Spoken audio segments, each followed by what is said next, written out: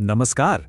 आज बात करते हैं एक ऐसे शहर की जिसे पूरी दुनिया एक ही वजह से जानती है, एक शानदार स्मारक। पर क्या उस संगमरमरी इमारत के पीछे छिपे शहर की अपनी कोई कहानी है? बिल्कुल है। हाँ, तो ताजमहल, इसे कौन नहीं जानता, है ना। लेकिन आज सवाल ये नहीं है। सवाल ये है कि जिस शहर ने दुनिया को ये अजूबा दिया, उस शहर की अपनी क्या कहानी है।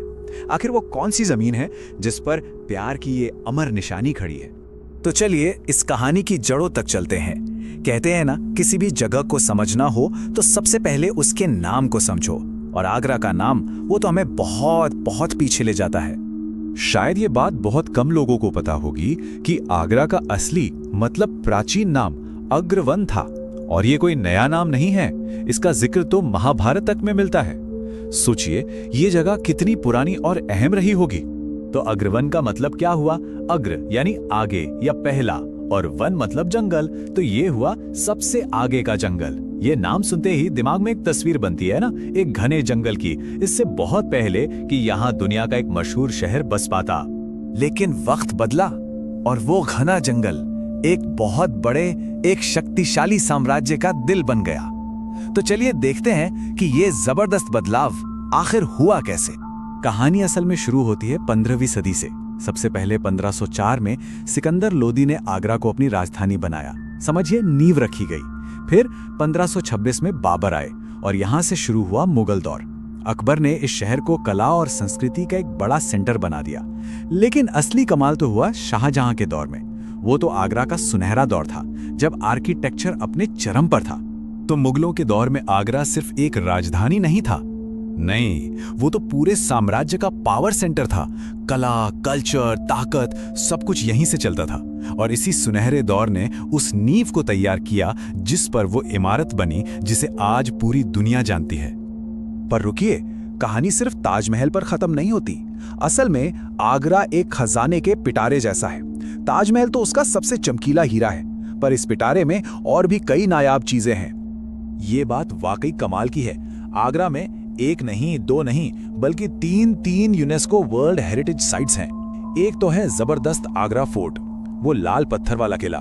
फिर आता है फतेहपुर सीकरी, अकबर का बसाया हुआ वो शहर। और हाँ, एक और खूबसूरत जगह है इत्माद उद दौला का मकबरा।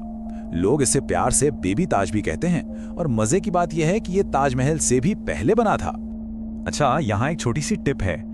अगर ताजमहल का सबसे सुकून भरा और परफेक्ट व्यू चाहिए ना, तो यमुना नदी के उस पार मेहताब बाग जरूर जाइएगा। वहां से जो नजारा दिखता है ना, बस उसकी बात ही कुछ और है।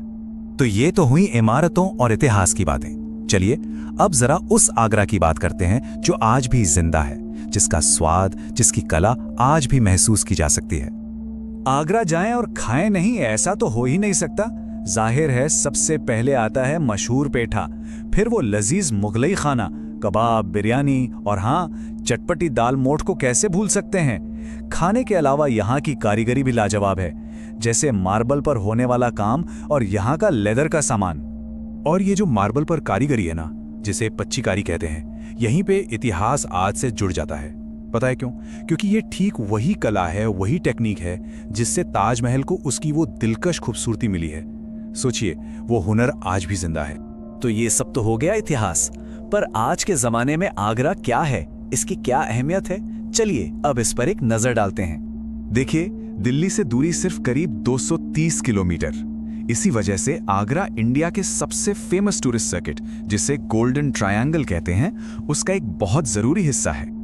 तो आज की तारीख में आगरा सिर्फ एक हिस्टोरिकल सिटी नहीं है, ये उत्तर प्रदेश का एक बहुत बड़ा टूरिस्ट हब है। हर साल लाखों लोग पूरी दुनिया से इसकी शानदार विरासत को देखने के लिए यहाँ आते हैं। तो आखिर में हम कह सकते हैं कि आगरा सिर्फ एक शहर का नाम नहीं है, ये तो इतिहास, मोहब्बत और कला का एक खूबसूरत संगम है। यहाँ की हर इमारत, हर गली खुद में कहानी कहती है।